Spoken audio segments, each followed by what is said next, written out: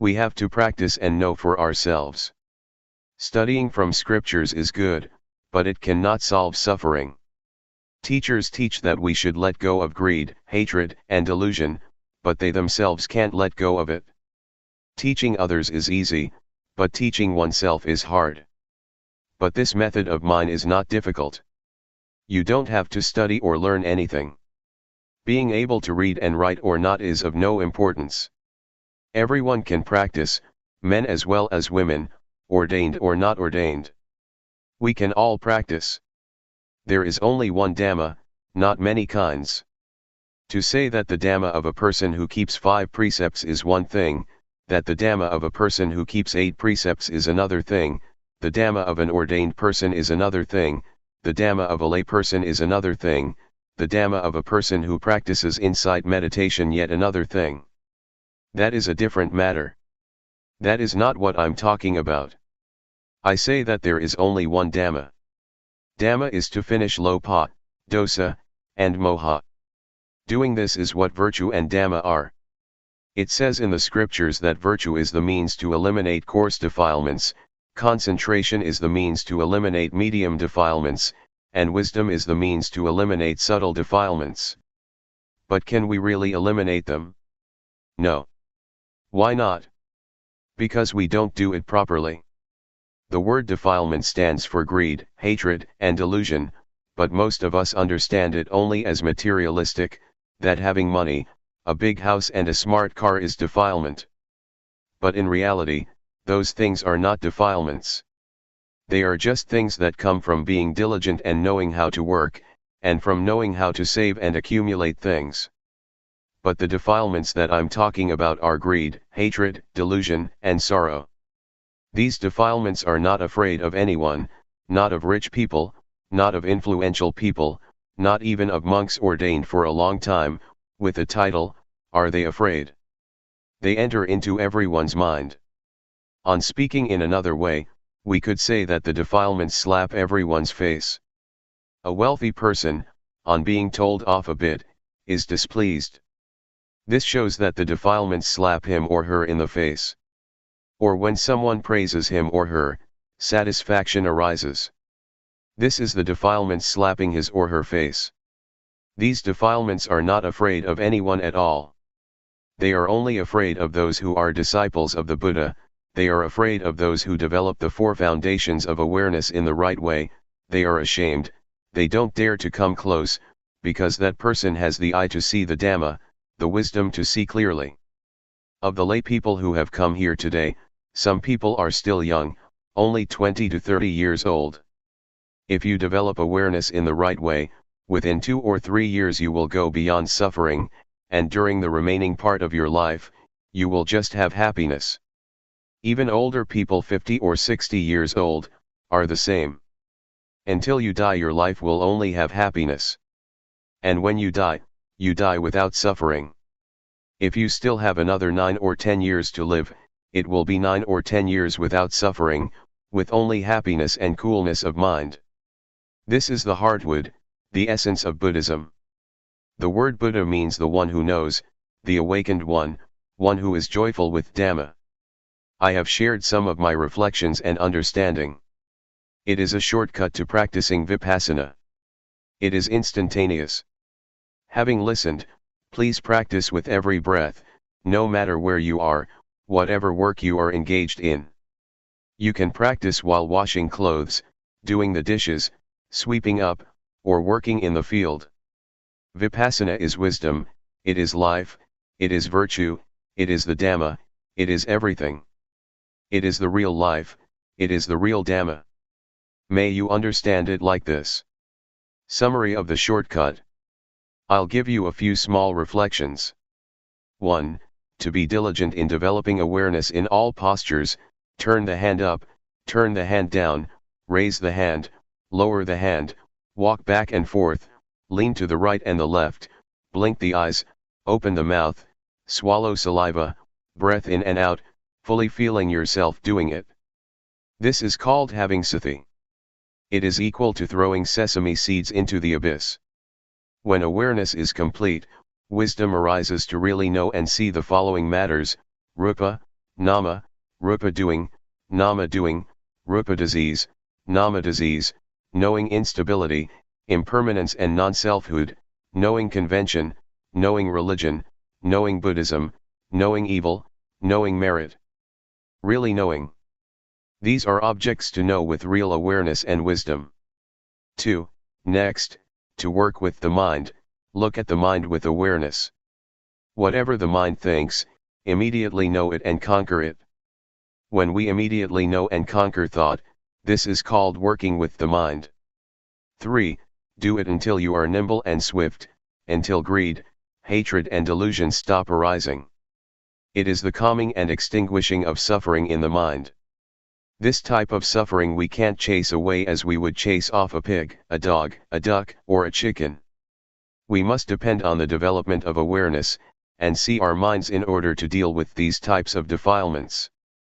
If we don't see our minds, we will be empty, similar to a pit or abyss that is never full. When we have awareness, it means it is full, it is no longer a pit or an abyss, and lopa, dosa, and moha don't have a place to enter, because awareness is full. Whatever work we do it with sathipanya. There is no delusion, only rightness. These types of defilements are ugly and worthy of getting fed up with. Whoever is a disciple of the Buddha with an eye to see the Dhamma, will not have them lying around in his or her mind. They are afraid. Suppose we have defilements at a level of 100%. They slap our face 100%. When we see and understand them, they will gradually diminish. Then, when we try to become familiar with looking at our minds, the defilements will diminish increasingly, step by step. When it reaches 100%, we're rid of suffering. What is left is 100% happiness. Therefore, may you all try to practice and reach the real peace and happiness. The path of peace. May you all listen well, this time, so that sathipanya springs up. Knowing suffering.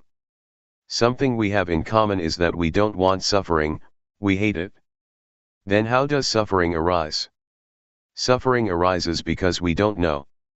Suffering doesn't exist within us, and it doesn't arise all the time. What really exists for sure is normality.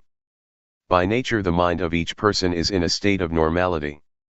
As we're working, if we do it with delusion, it is called suffering. Most people have suffering while working because they don't see suffering. People who go and see movies and shows do so because suffering leads them. This is due to our not watching minds. The moment we want to go and watch a movie, a thought flashes up that we want to watch a movie. We're not thinking it all day long. When the thought comes up, we don't see the thought. We only just know the thought, and we act, following the thought. This is called suffering. People who smoke are the same. Sometimes they don't even think to smoke but simply follow their moods. They take a cigarette to smoke because they think it is happiness, but actually it is suffering that compels them to do it. Suffering stinks. As to this word suffering, the Buddha sometimes calls it suffering, sometimes defilement, sometimes stench. When talking about suffering or defilements, one notes that it has an ugly smell to it, according to Buddhism. Suffering is something dirty and it stinks, nobody wants it. As soon as the body dies, it starts to rot and stink. But we can still wash and clean it. Excrement is something that stinks, and we detest it. Nobody wants to touch or grab hold of it. But even with such stinking things, the Buddha said, they don't stink all that much, they can still be touched and washed. But the stinking things to which the Buddha is referring are really stinky. They are greed, hatred, and delusion, concealed in our minds, ready to bubble up. The Buddha condemns this emphatically. If anyone's mind still has greed, hatred, and delusion, the Buddha says that it stinks more than excrement. As soon as the mind thinks something in a flash, a person who doesn't know, doesn't see, and doesn't understand becomes deluded immediately. This arising is called by the Buddha, a stain. The word stain means delusion. Even though we've never known, seen, or watched our minds, we still say that we see. but in reality it is not seeing, it is only just knowing thought, and then we act according to the thought. When we say to see, it should mean that we see defilements.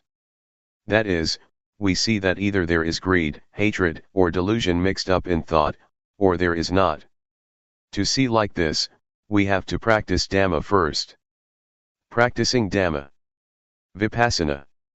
In practicing Dhamma, even though one may practice various methods for a long time, if one doesn't perceive that point where the mind is manifesting, one still doesn't understand. One still doesn't understand the main principle of practice according to the teachings of the Buddha. The Buddha said that he was enlightened because he worked with the mind, practiced with the mind. But most of us just make merit and give offerings in order to chase off suffering. We haven't yet practiced by following the Buddha style. The Buddha once taught that the results of making merit 100 or 1,000 times are less than is gained by keeping the precepts even once. The results of keeping precepts 100 or 1,000 times are less than making the mind peaceful through practicing tranquility meditation once, and the results of making the mind peaceful through practicing tranquility meditation 100 or 1,000 times are less than practicing insight meditation once. What does insight mean? Insight means to clearly and truly see in a way that is different from one's original way of seeing. Different because the original way of seeing is a state that doesn't know, see, and understand clearly. Briefly stated, the mind is muddled up. Doing Vipassana means to be aware. Being aware is very fruitful. The Buddha practiced Dhamma through being aware, and so became enlightened. Peace. Most of us understand that in order to be an arahant, we have to do tranquility meditation and make the mind peaceful. In reality, there are two kinds of peace, namely, peace that is like being inside a cave, and peace that is like being outside a cave. Peace inside a cave means it is just as though we're in a cave or we're in a dark room. When we light a fire, the darkness disappears and light come to take its place, but as soon as the fire goes out, the darkness come back again. Even when we've made a fire and there's light, we're still in the cave and we still can't see the shape of the cave. We only just see certain things inside the cave. Peace inside a cave is therefore called peace under the influence of moha, a not knowing kind of peace, or even a not wanting to know kind of peace. That some people go and sit to make their minds peaceful, understanding that they're developing insight, this is so, but it's a diluted kind of truth. As for peace outside a cave, it's just like being outside a cave, but it's not dark. There's no need to make a fire, and we're able to know and see what the shape of the cave is like. This may be likened to peace that is without delusion, i.e., peace due to the absence of defilements. There is no lopa, dosa, or moha. In order to achieve this kind of peace, we have to realize and truly see first. Seeing truly and clearly is called insight. Insight is to realize and truly see according to reality. Peace outside the cave is therefore called a knowing kind of peace. One is peaceful because one knows. I want to shake up and warn all of you that developing insight has many obstacles. If we don't know, we'll go wrong, but when we see, know, and understand, we can solve the problems. The first obstacle. The first obstacle in developing Vipassana can appear when we make movements with the body, and Sati is aware of it. Wisdom arises in the mind that knows reality as it really is. That is, it knows rupa, nama, it knows instability, impermanence and non-selfhood, it knows convention, it knows religion, knows Buddhism, knows evil and knows merit. This is wisdom knowing through Vipassana. But it's only just the outer bark of Vipassana, still not able to deal with suffering. It is just knowing in knowing, it is knowing through thought, knowing the scriptures. It is defilement due to Vipassana.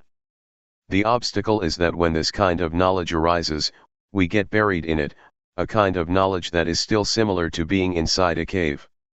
Therefore, next we must try and find a method to get out of the cave, to pull ourselves out of that knowledge, gradually, by watching our thoughts. As soon as a thought flashes up, know, see, and understand that it has come up. This is practicing Dhamma a little bit deeper. Ordinarily, a tree has an outer bark. When one removes the outer bark, he reaches the layer with the nourishing sap inside. Removing that layer, one reaches the white wood. Removing that, one comes to the hardwood. Buddhism is the same. Knowing Rupanama, evil and merit is also knowledge, but it is outer knowledge, enough to deal with suffering on one level, such as not being foolish by believing in auspicious things and lucky omens, or in ghosts and angels. But when one is in such a state, greed, hatred, and delusion are still there, because one doesn't know the origin or source of it. To solve this problem, to know the origin of the arising of greed, hatred, and delusion, we must watch our minds, like a cat that waits for a chance to grab a mouse. As soon as a thought comes up in the mind, look at it and fix on it so that it is known in time. A thought comes. Whack, cut it off straight away. Another one, whack, cut it off right there. Do this often. Thoughts will thereby decrease and awareness will increase. Just as with the positive and the negative. When there is more of the positive, the negative lessens. We start off never having seen thought, thinking 100 things and never seeing a single thought. But when we are watching like this, we catch it once and cut it off. The remaining thoughts are less than 100 now and will steadily decrease step by step, as long as we keep at it. We keep gazing like this, a thought comes, we cut it off, another one arises, we drop it. When we think 100 thoughts and we know 95 of them, it shows that we have a lot of awareness. Just 5 thoughts left that we can't keep up with. Right here is where we have to put forth effort, watch thought but don't be caught up in the thought. When we know and see all the 100 thoughts, keep up with every thought every time, it is equal to knowing and seeing exactly where greed, hatred, and delusion are born. We have to throw them off so that defilements are unable to arise. This is called to keep abreast by knowing, to know in time. Knowing how to prevent, knowing how to solve. This is where we're able to deal with lopa, dosa, and moha. Defilements can arise because we get deluded right here. We don't know that their origin is right here. This refers even to someone who goes to the monastery to listen to talks, who makes offerings, who keeps precepts and develops both tranquility and insight meditation. If that person has still never seen his or her own thoughts, then that person is still far from the truth taught by the Buddha. Contrariwise, even if a person has never gone to a monastery to listen to the Dhamma, has never made offerings or kept precepts, but is always aware of what his or her mind is thinking, that person equals with knowing.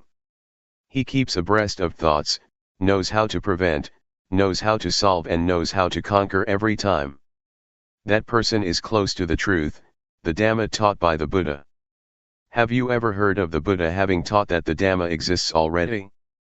But there is nobody with discernment who can dig it up and find it, so it stays undiscovered. Because it is undiscovered, people make merit, give offerings, keep precepts, and do samatha meditation in order to develop good habits. So we believe that it is meritorious and wholesome to accumulate those things for the next life or for the future. This is wrong understanding. The Buddha didn't teach like this. The Buddha taught us to see our own minds. We have heard the story of the monk Wakali, who was attached to the Buddha's body and never looked at his own mind. When he was corrected by the Buddha, he became so upset that he was going to jump from a cliff and die. The Buddha stopped him and taught him that it is difficult to get born as a human being. And it's very rare for a human being to have an opportunity to listen to the Dhamma from a noble person. The Buddha said further that his body was just material. After his death it would rot and stink. That is not the Buddha. The real Buddha can be found within the monk Wakali. It is the Dhamma that is present in all people, that is, cleanliness, brightness and peace, which is the Buddha. The Buddha proclaimed, "Whoever sees the Dhamma, sees me. Whoever doesn't see the Dhamma, doesn't see me, even when taking hold of my robe or my finger." The monk Wakali woke up and started to work with the mind, and he saw his own thinking. Seeing the Dhamma. I would like to remind you once more that the word Dhamma refers to our seeing, our own minds at the moment that we are acting, talking or thinking. This is what is called seeing the Dhamma. I dare to insist that the very life of the Dhamma exists in all people without exception, no matter whether you are a man or a woman, a monk or a novice, no matter what nationality you may have, whatever language you may speak of, whatever clothes you may wear. It's all the same. The Dhamma is the actions of body, speech, and mind. Actions of the body other people can see, actions of speech others can hear, but actions of the mind others are not able to see. You can only see them yourself. For this reason, the monk Wakali felt at ease viewing it like this. Whether he saw the body of the Buddha or not, he would feel at ease because he saw the real Buddha, that is, really seeing according to reality, an ability that exists in everyone. The Buddha once described seeing in this way, with flowers, black, red, white, or whatever color, they are all ready to bloom when touched by sunshine. That I'm giving you these reflections right now is the same. Anyone can apply them in daily life, whether man or woman, whatever clothes he or she may be wearing, whatever religion is upheld. It can be used by everyone in the same way, because we all have a body and mind. When one sees one's own mind at the moment that it thinks, this indicates that one sees one's own mind at the origin or source of thought. The Buddha points to thought, which must be watched with awareness, as one must not get caught up in the thoughts.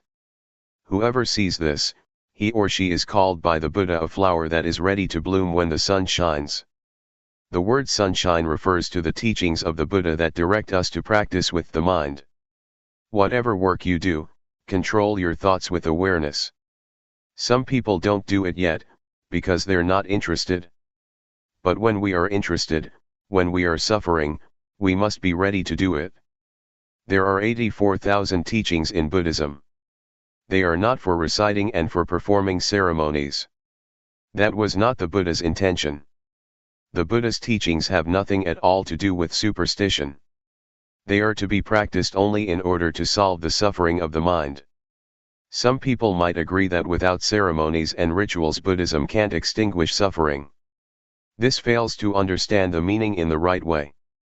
We've heard that in the time of the Buddha, when he would expound the Dhamma to people, there were many people, who would open the eye to see the Dhamma and enter the stream of Nibbana, from the first stage of enlightenment upwards by the time the discourse was finished.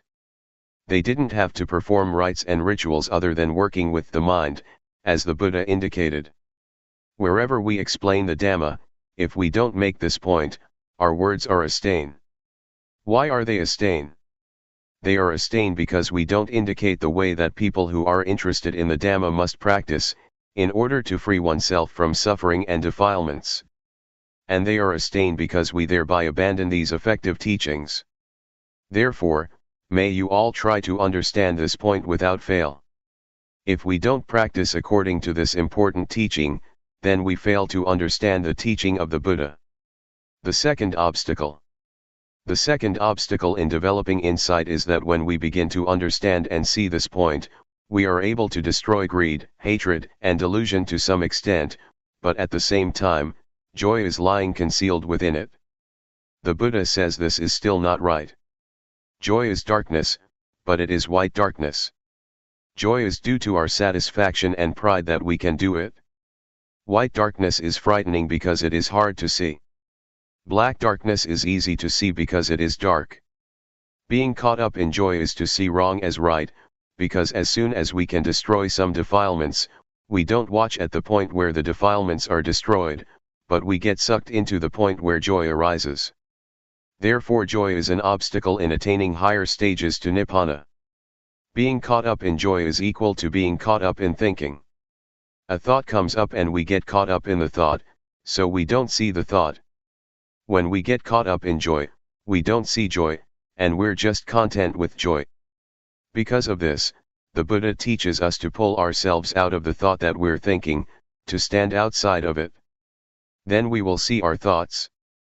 People who still don't know and see their thoughts say just the same, that they know thought. But in reality they don't understand that thoughts come up continuously, and they get caught up in them. Those who have joy or are attached to the peace of tranquility meditation are the same. They are caught up in peacefulness, don't know that peace is delusion, and thus get caught up in peace. It is comparable to someone who doesn't know how to turn on the light. He or she turns the light bulb. No light appears. The person who pulls him or herself out of thought, and knows and sees thoughts, may be compared to someone who knows how to turn on the light. That person turns on the switch and light does appear. So we have to know the origin of thought and come to an understanding with these little thoughts of ours. Then we will have as much ability as an electric light in brightening the interior of the mind, just as one correctly turns on the light with the switch. When we're looking at our minds, there is no greed, hatred, and delusion. But the moment that we're not looking and lose awareness, greed, hatred, and delusion can come back, and we can get caught up in them. It's just like a car driving along the road. At the place where the car passes there is a wind blowing behind it, leaves and dust flap and flutter at the back of the car. Thoughts of greed, hatred, and delusion flash up for a moment, and we follow them. How can we still say that we know thought? In reality we don't see thought, but we get caught up in it. The Buddha teaches that whoever doesn't see one's own thoughts is a heedless person. Heedlessness is poison to one's life, it's like being dead. This is what I said, it stinks. The Buddha said that there is nothing that stinks as much as the mind that has greed, hatred, and delusion, the mind that is stained, the dirty mind. Our real mind isn't dirty or stained at all. It's like a light bulb. The filament in the bulb is not dirty, but dust can settle on the outside of the bulb, the inside is still as bright as before. Or we could compare it with the sun. When clouds obscure the light from coming to the earth, it gets dark, but the sun is still as bright as before. Vidchat, avidchat. People who don't see thought and get caught up in thought are called people in the cycle of dependent origination. They are people who don't know. We've probably heard this, avidchat is the condition for formation to arise, formations are the condition for the birth of consciousness, consciousness conditions mentality materiality, mentality materiality conditions the six senses, the six senses condition contact, contact conditions feeling, feeling conditions craving, craving conditions clinging, clinging conditions being, being conditions birth, and birth conditions old age, death, and suffering. It's a cycle. Avidchat translates as not knowing, we say that we know, but we don't see our minds. Instead we get caught up in thought. As for the word vidchat, it means knowing, seeing one's own thoughts. A thought comes up, we see it, and it stops. It's like a cat and a mouse. If we don't have a cat at home, the mice are not afraid, but when we have a cat, it will catch the mice as soon as they show their faces. The mice die of shock when they get caught. They can die even though the cat doesn't bite. They have such shock, never been caught by a cat before. This is similar to our fixing on thoughts in our minds. When a thought comes, we know it in time, and it immediately stops, comes to a halt, can't concoct any further. This is called vidchat, knowing, to know in time, knowing how to prevent, knowing how to solve and knowing how to conquer, just like a cat and a mouse. If we don't reflect on the teachings of the Buddha, we don't understand them, and we argue and debate about the teachings, competing with each other. This is not right. Someone who has studied the teaching, and employs that knowledge as a tool for killing defilement, or dealing with suffering is doing it right, according to the Buddha's intention. These days, we study the Buddhist scriptures until we have degrees, up to the 9th level. Some may look at their own thoughts, but some never watch their minds at all. Whoever has studied but never seen his or her own thoughts, says the Buddha, are like a termite that makes holes and eats books. With academic studies it's the same, studying until one has university degrees, but still never watching one's mind. Such persons know about other people but don't know and see themselves. These people are not considered wise in Buddhism because their knowledge is only of use in an academic way, but is not useful spiritually. When we have a university degree we should deal with our minds also, that is, eliminate defilements, the coarse ones as well as the medium and subtle ones. Going against the stream of thought. We've all probably heard that the Buddha at one time practiced by tormenting himself, but saw that that method was wrong and stopped it. After that, he partook of food offered by a lady named Suchata. The Buddha asked her, "Do you offer just the food or is the tray included as well?" She answered that all was offered. Having finished the meal, the Buddha took the tray to the bank of the river and made the following resolution: if he would be enlightened, may the tray placed on the water flow against the current. This is not a true story, it's an illustration and has meaning on the level of the mind. The tray is the mind, the water represents the defilements, and the Buddha working with the mind is the action of going against the stream. The Buddha didn't let his mind follow the defilements. The current of the water is the current of thought. Following defilements is easy, everyone is doing it already, and so we have suffering. The Buddha practiced going against the stream of defilements for the extinguishing of suffering by watching the mind, seeing his own mind thinking.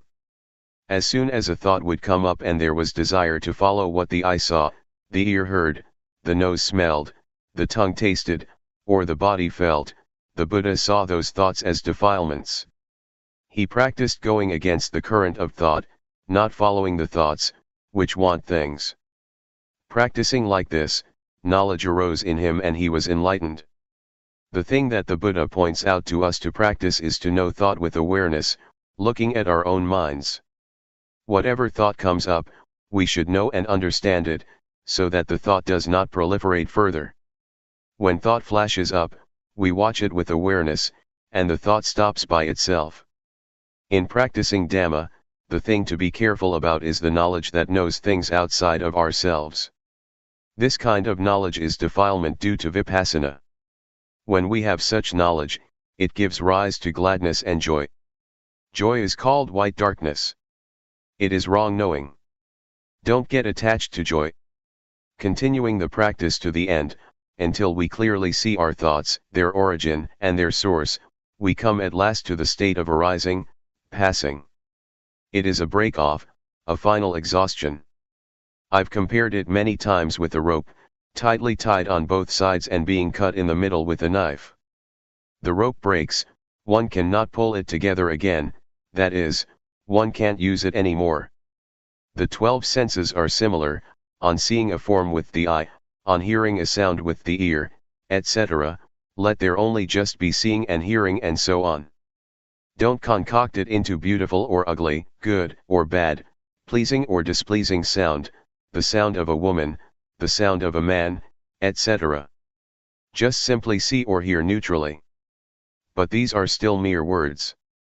In practice, we have to look and see and break them apart. When they are broken, there is not more concocting, the senses are not able to reach each other anymore. Cleanliness, brightness, and peace. Our minds are already clean, bright and peaceful. Clean means not dirty, because there are no defilements. Bright means there is wisdom, seeing our minds, or life. Peaceful means having stopped, there is no longer anything further to add. Summary. At this point, I'll summarize the principles of practice. First, the first stage is to catch the movements of the body in all the postures. When we can catch them, we will know the convention that we can see with our eyes and touch with our hands. This is objective, external. Second, having practiced the first stage, a little bit of knowledge arises, it is called defilements due to Vipassana. It is important to avoid this, not being too glad with the knowing, and continuing to watch the mind. When we see, know, and understand our minds penetratingly, greed, hatred and delusion will be destroyed to some extent. Third, when greed, hatred, and delusion have gone down a bit, we'll feel joyfulness. When joy arises, fix on it, but don't be caught up in joy. We have to pull ourselves out of it. Keep watching the mind. At this stage, wisdom knowledge will appear that destroys or diminishes clinging and grasping. Fourth, when attachment has decreased, one will see, know, and understand normality. The body is normal, Speech is normal and the mind is normal. This normality is called virtue, concentration, wisdom. Fifth, when seeing the state of arising passing, if one doesn't understand it, one will hold an abnormal view, but if one is fully aware, practice reaches its end. Therefore, I encourage you to try to practice until you meet with your own thoughts and are able to pull yourself out of them. Stages of practice. Determine to listen well, all lay people and monastic friends. When you determine to pay attention, you'll be able to remember. It is called knowing through memory and comprehension. From that, we study or practice to realize and truly know, or we have knowledge coming from our own vision and experience. Most people don't yet know and understand from studying and practicing, they only know how to make merit, to be generous, to keep precepts and to do tranquility meditation. But when it comes to more profound matters, that is to say, how to develop insight meditation, there are really very few people who know and understand it. With Vipassana it is usually a specific case, a specific individual, who knows and teaches it. Because of this, people are lazy and don't want to practice. As far as practice goes, they only know tranquility meditation, which they think is the same as doing Vipassana. This is because they still don't realize and really know. Their knowledge comes only through memory and comprehension. So, we make ourselves peaceful, but we don't understand clearly that there are two kinds of peace, namely peace under the influence of delusion, and peace due to awareness and wisdom. The path that is not a path. When we create the cause by meditating, the mind becomes peaceful as a result. For example, we recite the word Buddho. I used to do this, inhaling, Bud, exhaling, Tho.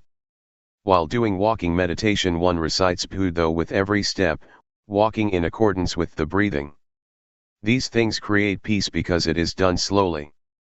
After that, I met a teacher from the north named Sao, who told me that one cannot climb a tree from the top, that one has to start at the roots.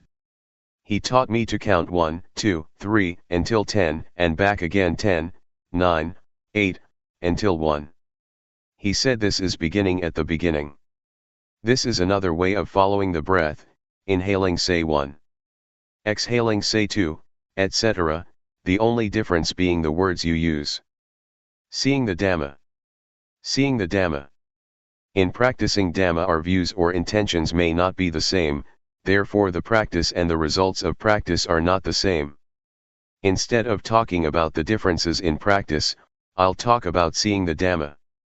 To practice in order to see to Dhamma, some people have to sit or lie down with eyes closed and reflect. Then, they see colors, lights, ghosts, angels, heaven and hell or hungry ghosts and animals.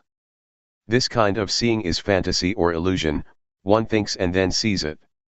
This is not right, according to the teachings of the Buddha, because when we open the eyes, we no longer see it. This is called defilement because we don't see our thoughts.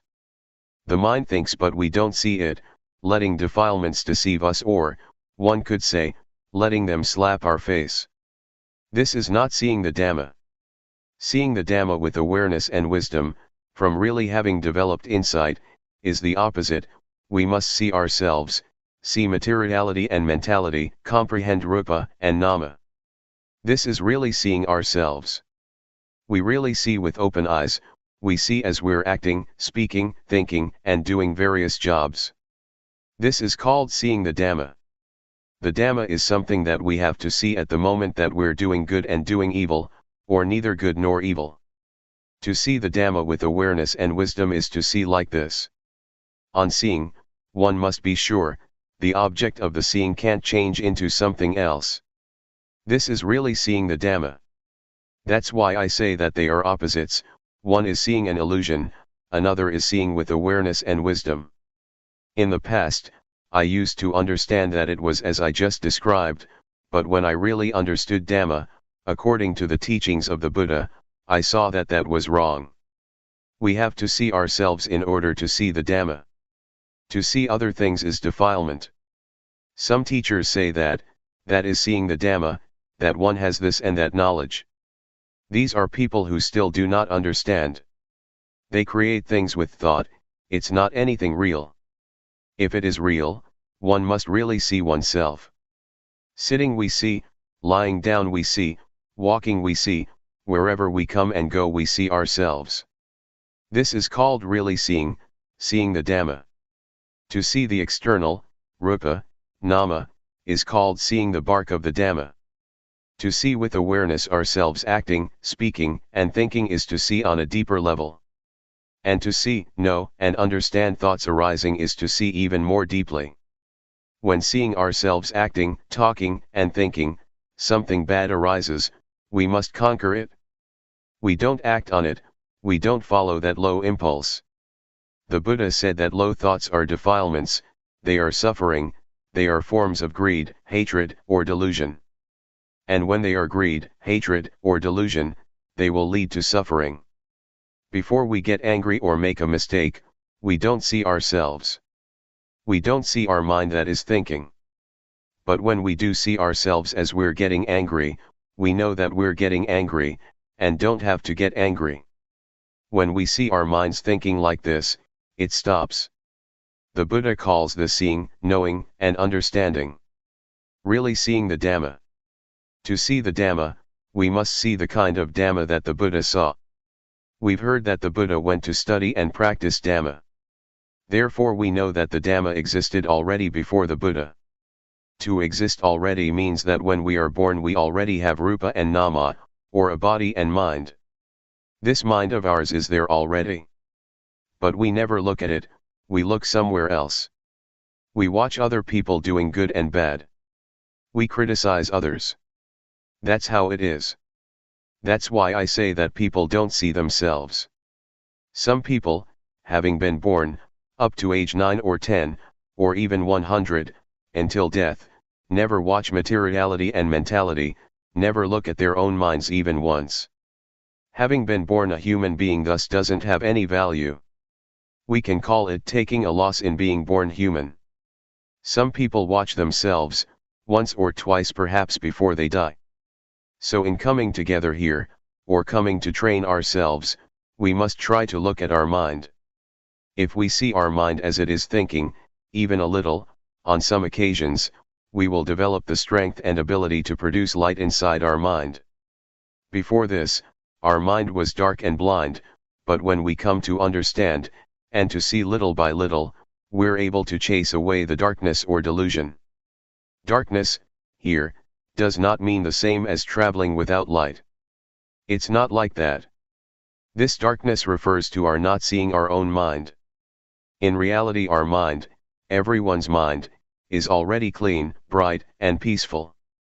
Clean means not soiled, bright means seeing clearly. Seeing what? Seeing our life and our mind. Seeing it clearly. Peaceful means enough, stopping, no need to add anything by studying because there is just this much. For people to avoid suffering, we must watch right here. Therefore, the Buddha teaches that our not seeing our mind, can be compared to clouds or a murky sky concealing the sunlight. The light of the sun cannot reach the surface of the earth. At any moment that we don't see our life, don't see our mind, at that moment we are those whom the Buddha described as someone without awareness. One might even say someone with defilements because, at that moment defilements overwhelm us in our mind. And we follow the whims of those defilements, even though the mind itself remains clean, bright, and peaceful. That's why the Buddha teaches us to be aware, to comprehend and see clearly within ourselves. To see the Dhamma, we have to see ourselves. That is how the Buddha sees the Dhamma. When seeing like this, one can chase away greed, hatred, and delusion. In reality, greed, hatred, and delusion don't exist in us, they just flash up for a moment only. It is similar to ice. Ice is made into lumps, but the lumps don't endure. When they are exposed to the weather, they dissolve and return to their original state of being water. Greed, hatred, and delusion are similar, they don't endure, but only appear in a flash. When we don't see the course of events, we don't see their arising, and we can say, they slap our face. Or, like a car driving down the road, dust flutters at the back of the car, which passes in a moment, and the dust settles. Thought, that is greed, hatred, and delusion, is the same. They are only there for a short period, but we comply with them. So the Buddha taught us to see and understand our mind, to have enough awareness to keep up with, and know how to prevent thought, to know how to deal with and be able to really conquer the mind. This is seeing the Dhamma. You have to see it in this way. Don't see it any other way. Seeing the Dhamma can be compared to many things, for example, wind blowing against a tree. We don't know where the wind is, but the leaves flutter. Defilements are the same. They don't stay long, they just come up in a flash. But we act, speak, and think following them, these low things. The Buddha, therefore, said that they are kilesa. Defilements are suffering. We must try to make ourselves aware and to have the wisdom to watch and see our mind, to view all with knowing, to know in time, to know how to prevent and solve, and to be able to beat the defilements. When we see our thoughts like this, we see immediately what suffering is, what defilements are, and when we see that, then the thoughts, which are defilements or suffering, are not concocted any further. Really, the Buddha perceives it this way, and my understanding is that it really must be like this way. Because we don't see, we just follow what others do and don't give attention to this matter. We don't turn around to look at ourselves. Instead, we watch others acting, talking, and thinking, or we pay attention to cars, motorcycles, the environment, children, and so forth. We look over there, but we never turn to look at ourselves, not even once.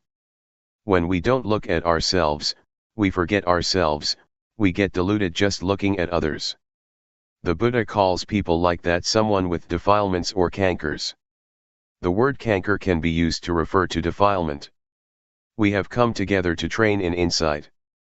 The word Vipassana is just a Pali word. It is Dhamma language. In ordinary speech, it means clearly seeing. When we see clearly, we see differently from before, and make a shift in consciousness. What is it that insight sees clearly? It clearly sees ourselves acting, speaking, and thinking. That's what it sees. And it sees differently from before. Formerly we didn't understand that things are like this. A shift in consciousness. We stop things that are bad because we are no longer deluded.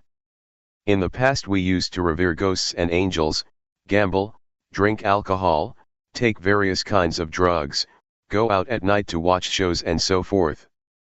We used to do these things, but when we see that all of this amounts only to desires and defilements, we stop. But our mind itself abides in normality. It desires nothing. It is clean, bright, and peaceful in itself. But when something arises, it happens in a flash. We get lost in it because we don't see it in time. This is precisely the point at which the Buddha said the mind gets overwhelmed by defilements, or, putting it into simple language, where the defilements slap our faces.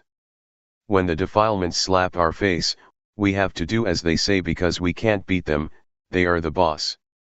Therefore, we must become their master, having power over them through awareness and wisdom, through the development of insight, through clear seeing, for example.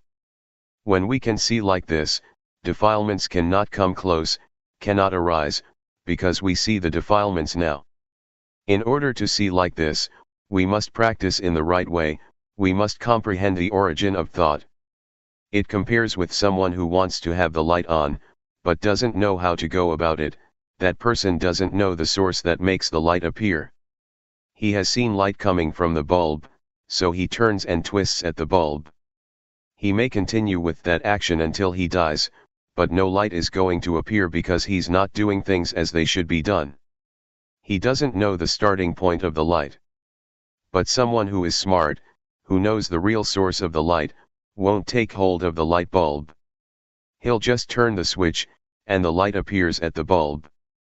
Practicing insight meditation is the same. If we're clever, and we know, see, and understand according to the Buddha's way, we comprehend that greed, hatred, and delusion don't exist in us, that suffering of that kind really doesn't exist in us.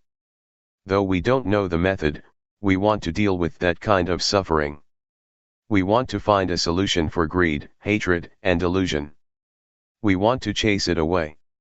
So we practice meditation to develop insight, sit or lie down with eyes closed to get some peace, and we get peace, but that kind of peace is not the same as seeing clearly. It is peace in the cave. When we're in a cave, we see inside the cave, but the cave itself we don't see. When we make a fire, it is true that the darkness disappears, but we're still surrounded by darkness, and as soon as the fire goes out, the darkness comes back, faster than the speed of sound. Now, we come out of the cave and there is no more need to light a fire. Being outside, we can see inside the cave as well as outside of it. We see everything. This kind of peace is not the same as the other kind, it is not the same as the kind of peace we experienced when we were still in the cave. This is seeing clearly, and when we see clearly there is peace. That is why, I say that there are two kinds of peace. Peace in the cave is one kind of peace. It is peace without seeing, without comprehending the cave. As for the peace outside the cave, it is not that kind of peace. It is a peace as a result of seeing clearly. Seeing clearly is a kind of peace. What kind of peace is peace, due to seeing clearly? It is peace due to the absence of greed, hatred, and delusion. One is peaceful because he is not caught up in anything. This is peace due to seeing clearly. When things are clear, they're peaceful. One can call it peace or not call it peace, because the word peace is just convention. This kind of peace is without defilement because one sees the defilements at every moment. The Buddha teaches in this way, but regardless, this is what we want. We want peace. It's just that we don't know the method for turning on the light. When we do know the method, and the time comes to do it, we turn the switch and click, light appears at the light bulb over there. When we have developed insight in the right way and someone says something, good or bad, our awareness and wisdom do their job as fast as lightning. The speed of awareness and wisdom that arises from developing insight, compares with a cat and a rat. However fast the rat is, the cat is on the lookout already. As soon as the rat comes jumping over, the cat grabs it, whack. At the moment the cat pounces on it, the rat dies of shock, that very instant. The blood doesn't run because the rat is so shocked, never been caught by a cat before. The cat eats the rat without blood flowing. It is the same with the mind. When we are watching like this, a thought comes up and, whack. The thought is intercepted immediately because we see clearly and really know. There is enough awareness, it is in time, we can prevent and deal with the thought, and we conquer it. So the mind doesn't get concocted, and there are no defilements. This is the way the Buddha teaches. Therefore, to see clearly like this is the highest merit and wholesomeness in Buddhism. Or, to say it another way, it is seeing the Dhamma. To see the Dhamma is to see what? To see the outer Dhamma, is to see materiality and mentality, or to see oneself acting, talking, and thinking. This is one part. The other part is to see the mind as it is thinking. The mind is not anything solid that can be seen with the eyes. It has to be seen through awareness and wisdom. The Buddha talks about having sharp faculties, the faculty of sight. This is a deeper level of seeing the Dhamma. The ability to see like this, is something that everyone already possesses without exception. That's why the Buddha said, the Dhamma is there already. When we were born this existed already, but it was turned over, just like something that is turned over and no one turns it back up. So we don't see it. Or it's just like something that is closed, and there is no one to open it up. But now, our Buddha opens it up or turns it upright, so that people can see it immediately. This is the reason why, when the Buddha would go around expounding the Dhamma, those who listened with determination would open the eye with which to see the Dhamma, or they would enter the stream of Nibbana, as it is called. The Buddha illustrated seeing the Dhamma in many ways. Lotuses or other types of flowers, whatever color they may have, be it red, white, purple, or whatever, are all ready to bloom when they get in touch with sunlight. The method to develop insight is the same. If just this is pointed out, we simply practice at this one point, and everyone is able to do it because the Dhamma is there already. But if no one calls attention to this important point, we just keep fumbling about, and we don't know. In reality, we all want to be without suffering. We just don't know the method to extinguish suffering. We only want what is good, but we don't know what evil is. When we don't know evil, we take it to be something good. When we don't understand that those things are bad, it is as if we're walking along the road, and we don't want to step in dog droppings. When we don't watch our feet as we're walking, we'll step right into it, and it smells awful. We won't say that we want the stench, but in the meantime it is stuck to our shoes. So we go and wash it off, but sometimes the smell lingers on, because it got kind of absorbed in the solace. This is just the same. We don't want evil, but we simply don't know where evil is lurking, or how to wash it off. Evil is to be deluded, to be caught up in ourselves, to not see our very mind and life, to not see our mind the moment that it thinks. To see the mind as it is thinking, is to see the Dhamma, the Buddha says. This is seeing the Dhamma on the more subtle level. The Buddha said at one point that virtue is the means to eliminate the crude defilements, concentration is the means to eliminate the medium defilements, and wisdom is the means to eliminate the refined defilements. My teachers used to say this, but I didn't understand it. Virtue, which is supposed to eliminate the coarse defilements, is not that kind of virtue. That is just virtue of society. Can we eliminate defilements by making merit, making offerings, and keeping precepts?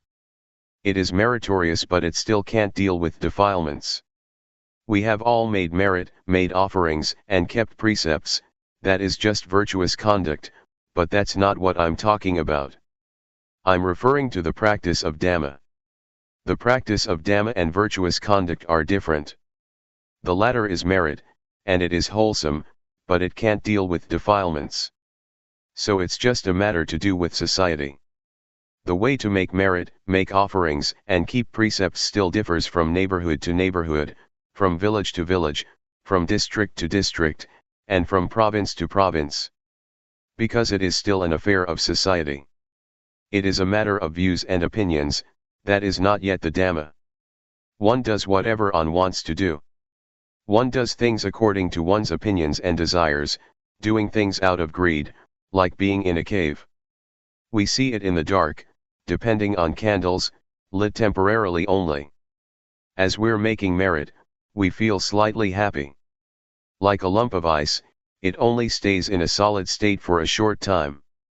It's hard to mold water into a lump, or to catch the wind and make it into a lump. It's not easy to do. How does one grab it? One might be able to grab some water, but not for long, it won't remain. Therefore, the teachings of the Buddha are extremely deep and profound.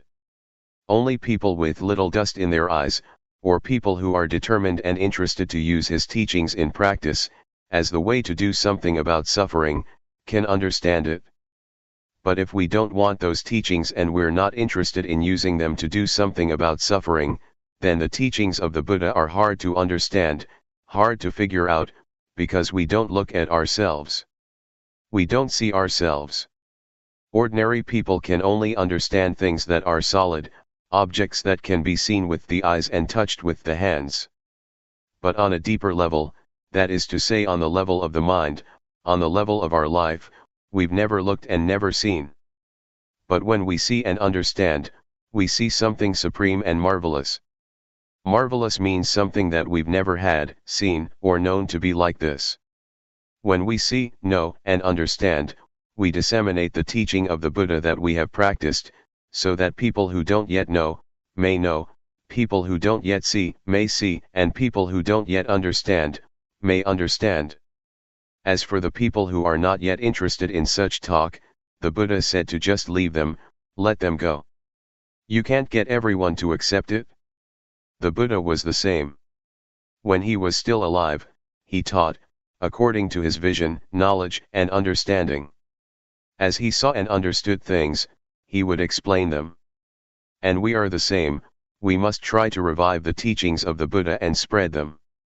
These days, there are plenty of people who claim to spread the teachings of the Buddha, but they understand little, they don't understand much.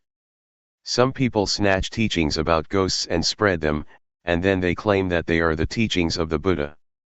Others seize the teaching of Brahmanism and spread them, saying that it is Buddhism. Others grab hold of the teachings of sects that revere angels, and they disseminate those teachings, claiming them to be the Buddha's words, and so forth. People who practice this way can't make head or tail of things, so the whole lot is, falsely, claimed to be Buddhism. This is an unfortunate state of affairs. These days, we can see this quite easily. Magical teachers bless medallions, and recite incantations over amulets and talismans. They hang them around your neck, or tie them around your waist, and tell you that you are invulnerable to getting stabbed by a knife, or getting shot by a gun. This is a misunderstanding of reality. Some people teach respect to and fear of ghosts, and offer things to them. It goes as far as that. Some people teach the awaiting of lucky signs and auspicious times before going ahead with matters. If the omens are not good, they don't do it. Some people perform ceremonies and sacrifices to make requests from the angels, for help in ridding themselves of bad things. These are not the teachings of the Buddha. The Buddha doesn't teach us to bow to ghosts. These practices existed already before the time of the Buddha. They have existed since time immemorial. These opinions are similar to being in a cave and lighting a fire. The darkness hides on the opposite side of us, it doesn't go far. As soon as the fire goes out, it's dark, and we can't get out of the cave. But when we stand outside the cave, we can look back into the cave and see the darkness, we can see the shape of the cave, we can look around us and see everything. Nothing is concealed from us. To see like this is not the same as before. I'm telling you this so that you understand. When you practice, understand things as the Buddha teaches, then you are a disciple of the Buddha. When we see according to the Buddha's way, we don't have to be afraid of ghosts or angels. In the chants praising the virtues of the Buddha, it says that he is the teacher of gods and men. No need to mention ghosts, the Buddha is the teacher of even the gods. But we never see these angels, we don't know where they live, so we have to use some intelligence here. We have eyes, ears, and so on. The eyes are for looking, the ears are for listening, the nose is for smelling, and so forth. That's how we get to know things. We must see both what is good and what is bad. Our ears get to listen to what is good, as well as to what is bad. Our nose smells both good and unpleasant odors. We know things this way. If we don't use awareness and wisdom, we'll follow our moods and go wrong in an instant. Once we have gone off, it's difficult to solve the problem, sometimes we can't solve it at all. If we know that we have gone wrong, we listen and solve the problem. This is called being a pundit. We never heard it and never thought about it, but when we listen, we adapt and solve the problem ourselves. This is called being wise. But some people hear the teachings of the Buddha, and it just goes over their heads. They are people with thick heads, they don't listen. When one doesn't listen, one doesn't solve one's problems. These people have dust in their eyes, they are like flowers that are unable to bloom, as the Buddha said. The Buddha gave this comparison. There exist 4 types of lotuses. The first kind has risen above the surface of the water, and is ready to bloom as soon as the sun comes out. The second kind blooms after receiving sunlight for several days. The third kind is still submerged, and the fourth kind is still stuck in the mud, food for the fish and the turtles. It's like this. When we listen, we must determine to listen, and, having listened, we must determine to put it into practice. We must practice within ourselves, not believe fancy teachings. Don't believe them.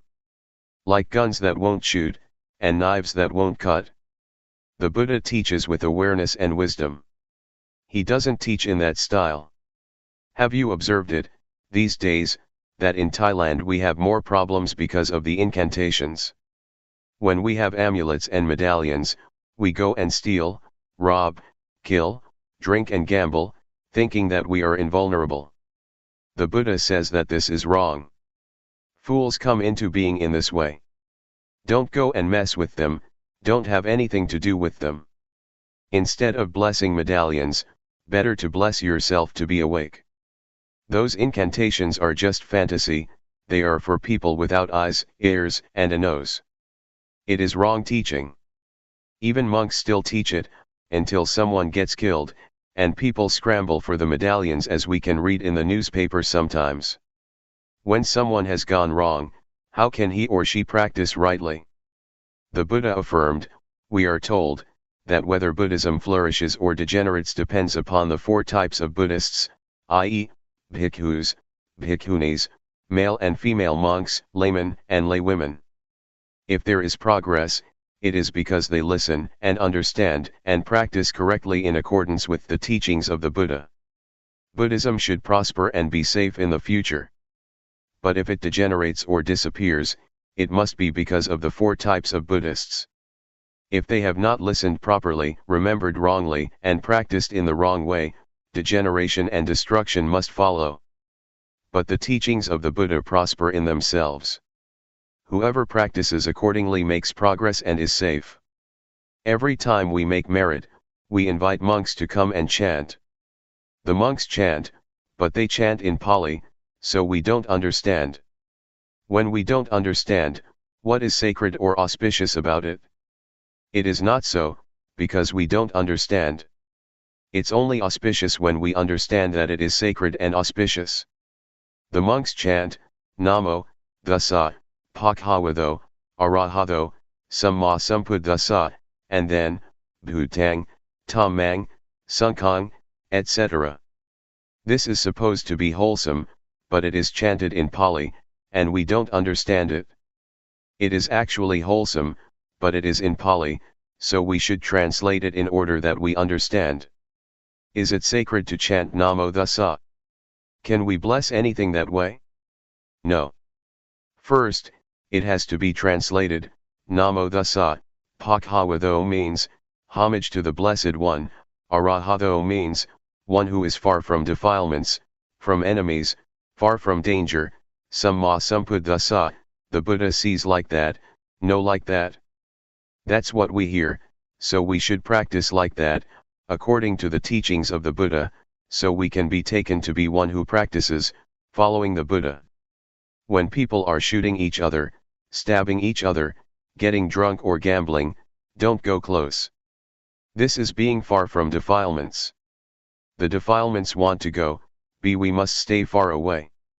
Next, the monks chant, Bhutang, Saranang, Kachami, I take refuge in the Buddha, who can really eliminate danger.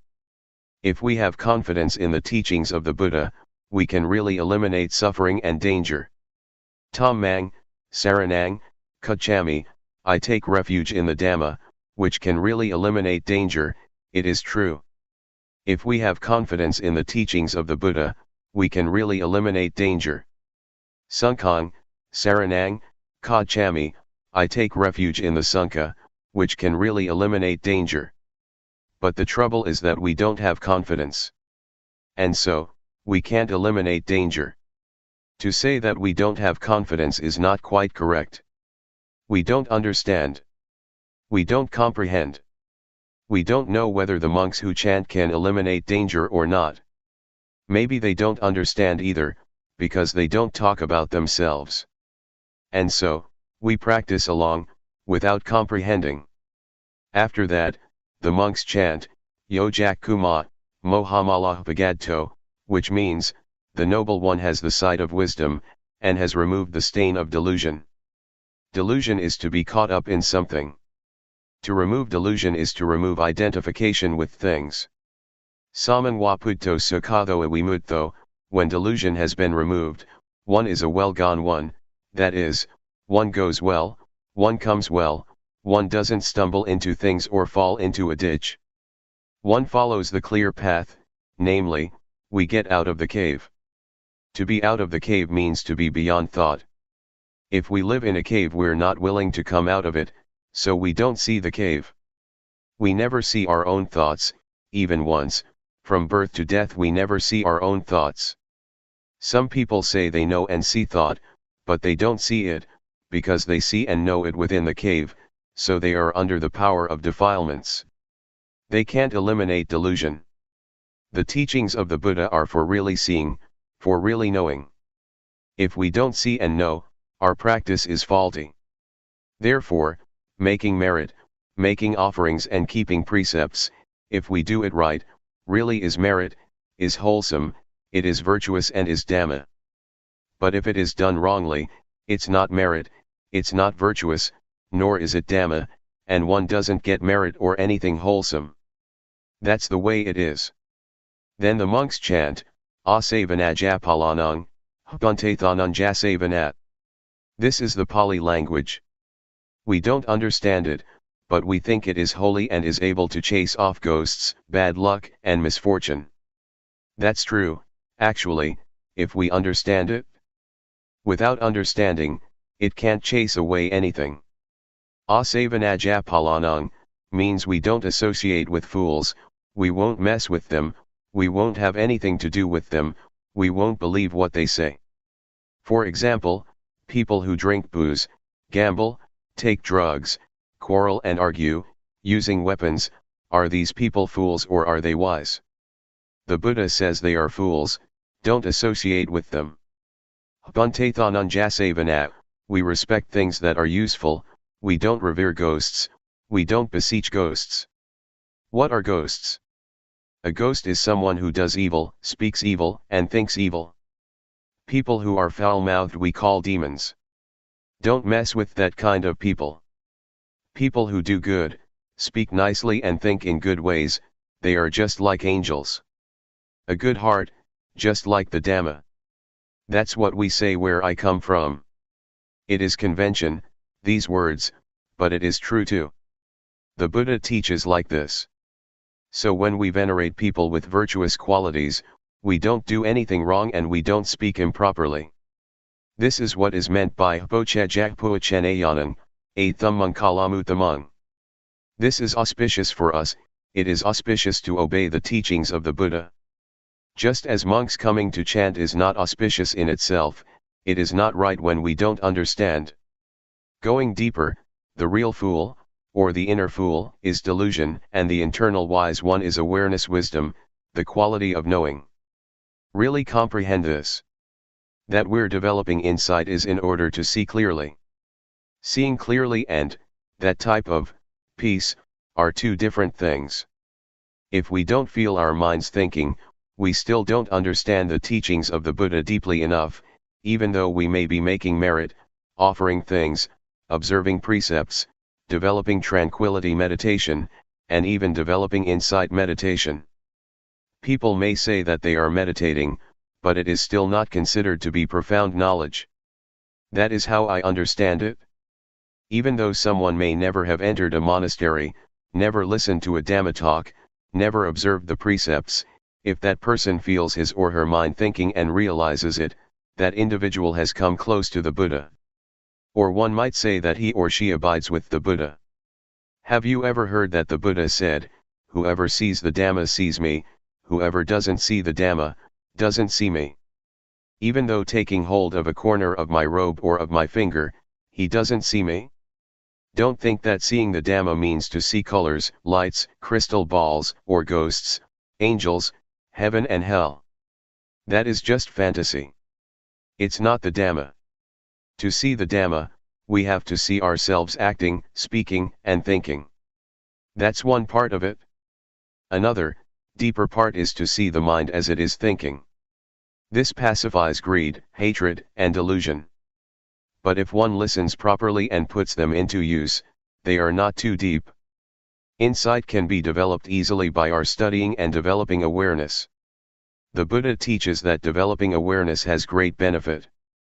We know from the books that the Buddha said there are two things that are of great assistance, namely sati, recollection, and sampajanya, awareness.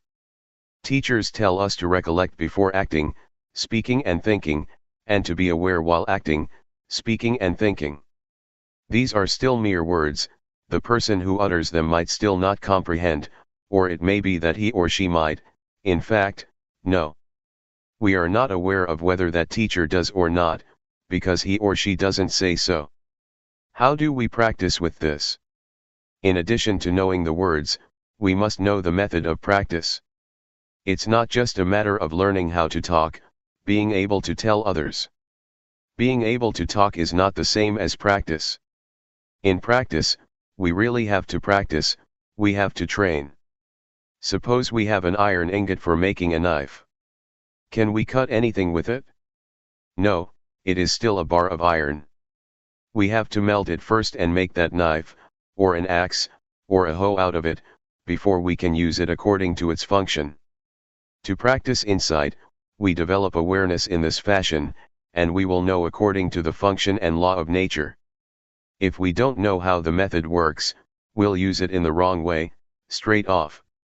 The teachings of the Buddha are useful, but if we don't know how to use them, just studying them, remembering them, and then boasting about our knowledge, this is not right. It is boasting that we know more than others, using the Pali as a weapon. The 84,000 teachings of the Buddha are for studying in order to remember, and then to use as a solution to suffering. Having studied them, we use them in order to abandon defilements. The teachings are not to be used for studying and then seeking profit, status, and fame. The Buddha wants us to study, remember, and then to use the teachings as a tool, for dealing with and abandoning suffering. When we have solved and abandoned suffering, we can work, make a living, and buy and sell without suffering. That's what he teaches. It's not that after knowing the Dhamma, we don't work and make money. That's not correct. Don't understand it that way. The word defilement doesn't refer to money, cars, or houses. It refers to greed, hatred, and delusion, jealousy and oppression. Working to earn money, so one can buy a car, depends on our effort and on how much we save. This we consider as working according to our duties. If we can't save $1, we can't save $10 or $20. But if we can save $1, then when we have $10 or $100, we can save it.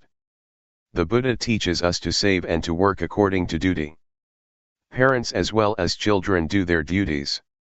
Teachers, students, policemen, soldiers, government officials, and everyone does their duties. When everyone is doing his duty, the country is in peace, is cool, and we live without suffering. Be happy with the work you're doing, don't be happy with someone else's work. The wise say work in order to work, don't work in order to get. Work following your duty. We don't understand this matter like this.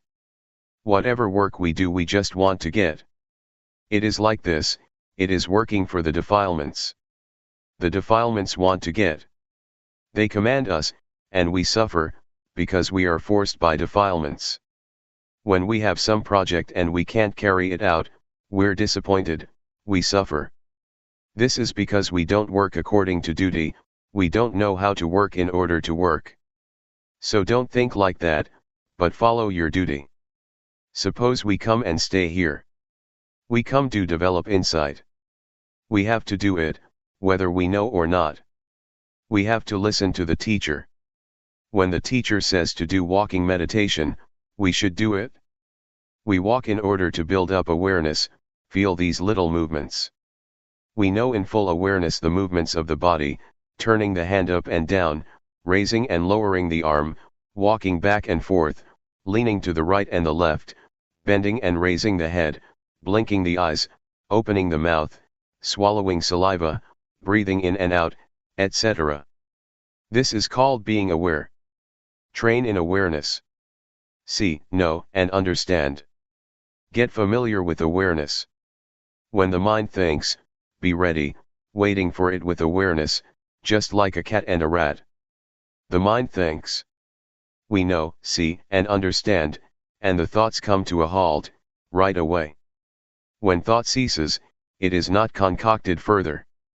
Of this the Buddha says, Dependent origination is not being conditioned.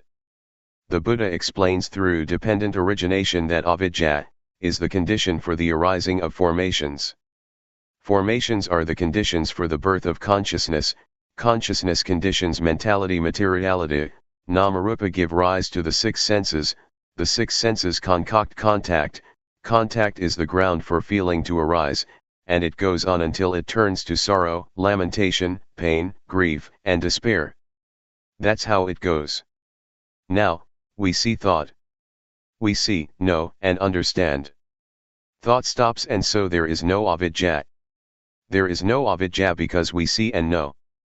Therefore, it changes into vidya. Vidya translates as seeing clearly. As for avidya, it means not knowing. Avidya is not knowing, but, actually, it is a kind of knowledge, but it is not a clear seeing. Avidya is to not see our mind, vidya is to see our mind. This is Dhamma on the deep level. This is the source of merit. It is the origin of wholesomeness, the source is right here. Problems and suffering are born right here. We have to study according to the Buddha's teaching. If we don't see this point, right here, it means that we don't see the origin of suffering, we don't see the origin of merit. They are opposites like this, there is bright and dark, there is white and black. When there is blackness, we don't see anything white, and if there is whiteness, we don't see blackness. When there is darkness, there is no brightness, when there is brightness, there is no darkness. If we catch this point, there is no delusion. There is no greed, hatred, and delusion. We don't have to chase it away. We think that they exist because we don't see them, we don't see the defilements over here. We say that we want to let go of defilements but we don't see them and so we can't let them go. There are no defilements. The method, to see your mind, right here. When we see our mind every moment, at all times, every second, this is called training ourselves. When it is like this, when we are working and someone blames us or praises us, the speed of awareness really catches up with the good or bad things in the mind. It flashes in, really fast, faster than sound, faster than light, even faster than electricity or whatever is fast. Awareness that has been trained, the mind that has been trained, is like this. I dare to insist and guarantee that the teachings of the Buddha are a pair with the world, they don't avoid the world. Whoever can practice like this is called someone beyond the world. Being beyond the world doesn't mean going up into the sky.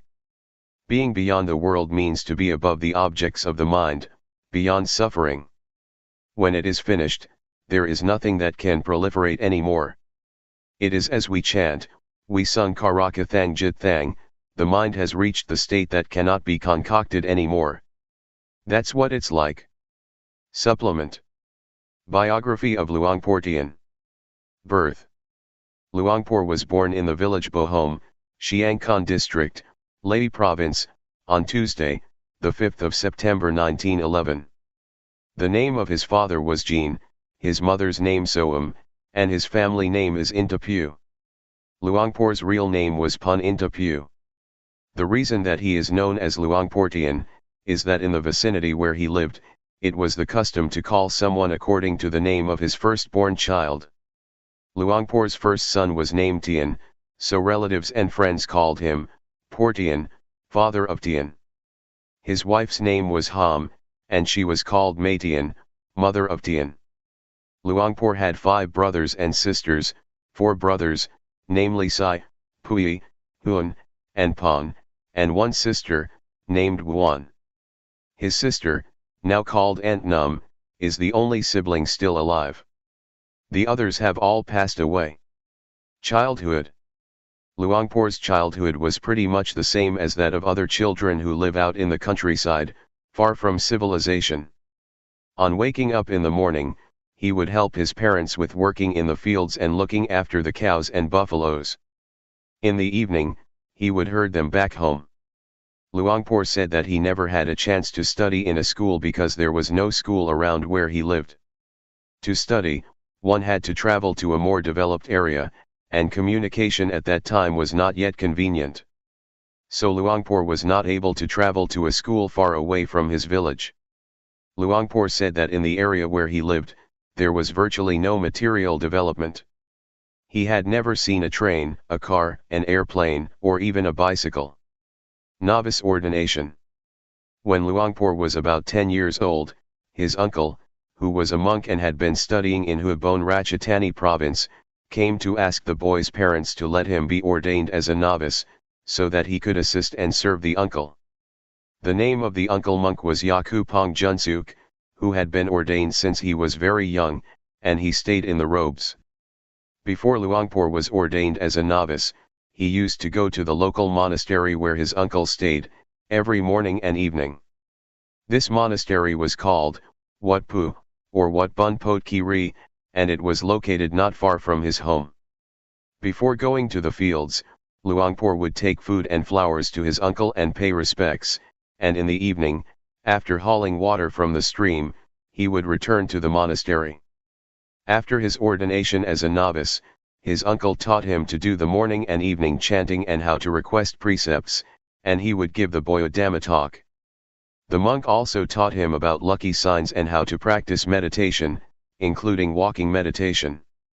Luangpor learned the Lao language and scriptural language written on leaves. They studied without writing, just by memory. At night, after studying, the uncle would take him to do walking meditation. The uncle was diligent in practice, sometimes getting up at night to start walking. The path for walking was almost 40 meters long, and Luangpor would walk beside him, about 10 meters away. As for training in meditation, the uncle had Luangpor sit cross-legged, in full lotus position, with his eyes closed as he recited the syllable, dhud, on the in-breath, and tho, on the out-breath. At that time the uncle had several friends, monks, who taught meditation. Luangpor remembered one of them who taught him meditation. His name was Ajahn, teacher, Sao. When Ajahn Sao saw Luangpor practicing dhud though, he stated that one cannot climb a tree from the top, one has to start at the roots. He had Luangpor count the breaths, in 1, out 2, in 3, and so forth until 10. On reaching 10, one counts backward down to 1 and starts from there again, continuously. Ajahn Sao said that to practice like this is sacred.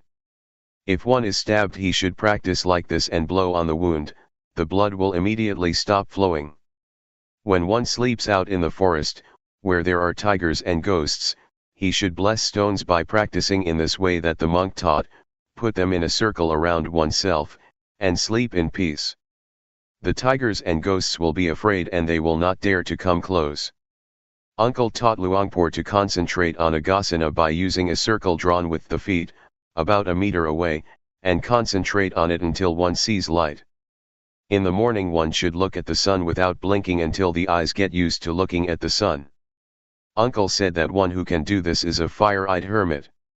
When concentrating on someone, that person will collapse immediately, or one can create a fire through concentration. The uncle also had incantations to shorten the earth. Luangpor said that his uncle was a tall man with white skin, like a Westerner. When walking behind him, Luangpor had to run to keep up with him. Later, Luangpor realized that the incantation to shorten the earth was like this: uncle had long legs, and one stride of his would equal 3 of Luangpor's steps. Once, Luangpor went with his uncle to Laos, but because Luangpor was still a child, he cried whenever anyone talked about home. So, in the end he had to return back home. Luangpor was a novice, staying with his uncle for 1 year, and during that time he learned quite a few chants. This was because the uncle had studied in Hubon and he had studied chants from Cambodia as well. When Luangpor disrobed, he was sorry that he could not study more of these superstitions. At that time he wanted to be able to fly, become invisible, have the celestial eye and ear, shorten the earth and be invulnerable to attacks with knives and guns, just like his uncle. In those days, in that area, there was still considerable belief in ghosts. A boy was expected to know protective verses in order to look after himself and his family. His uncle had compassion on him and taught him seriously. First monk ordination. When Luangpor was 20 years old, he ordained again with his uncle. The head monk of Chiangkhon district was his preceptor. Luangpor trained in meditation and chanting with his uncle, as before. He learned nothing new but developed what he had learned already. Besides this, he traveled, which was a kind of training. He didn't understand the real purpose of it. He stayed at charnel grounds, fields close to villages, or in little huts in the fields close to villages, so that going on alms round was not too difficult. Lay life. Luangpor was a monk for 6 months and then disrobed. His mother had arranged for him to get married in his early 20s. His wife's name was Ham, a relative. Ham's mother was the younger sister of Luangpor's father. Both Luangpor and his wife had been fatherless from childhood. Luangpor stayed with his wife for a long time without having children, so they looked after the son of his wife's elder sister, who had divorced her husband. Later, Luangpor had 3 sons named Neam, Teean, and Theam. When Luangpor's first son was born, everyone called the father Por Neam. When Neam was 5 years old, he died, and Luangpor's name changed to what we are now all familiar with. Luangpor's second son, Teean, died about 2 years before Luangpor passed away. Incantations. Luangpor tells us that during the time that he was a householder, he used the incantations that he had learned from his uncle. Sometimes neighbors would ask him to act as a witch doctor, chasing off ghosts or curing sick people. At home, he was regarded as the protector of the family. At that time, he was still interested in magic and religious chanting, and he wanted to have psychic powers and be able to perform miracles. This was because certain stories from scriptures had an influence on him. He tried to accumulate more knowledge about magic. Having finished learning with his uncle, he searched for other teachers. After his uncle had died, he heard that there was an Ajahn even more accomplished than his uncle, living in Laos by the name of Yako Bunma Don Pung. This teacher raised peacocks. He put a cover over their legs and released them. Westerners tried to shoot the birds, but were unable to do so. Luangpor spent a rains retreat with this teacher. He learned a great deal of knowledge, or should it be called stupidity, from this Yako. For example, invulnerability verses which all turned out to be worthless. Luangpor said, "A stupid person cannot teach a wise person, only a wise person can teach a wise person or can teach a stupid person to become wise." Inclination to merit making. Luangpor tells us that he was interested in merit from the time that he was young, and he always used to be the leader of the village in merit-making ceremonies. At that time, he was the head man of his village, and people respected him a great deal. He was about 27 or 28 at that time. He would encourage people to participate in making merit. Even to people who had committed serious acts such as killing, he still gave the opportunity to be included. There were many ways of making merit in his village. For example, sharing out rice during the rains retreat. On the Buddhist moon days, once a week, the villagers would invite monks to give a Dhamma talk at their homes.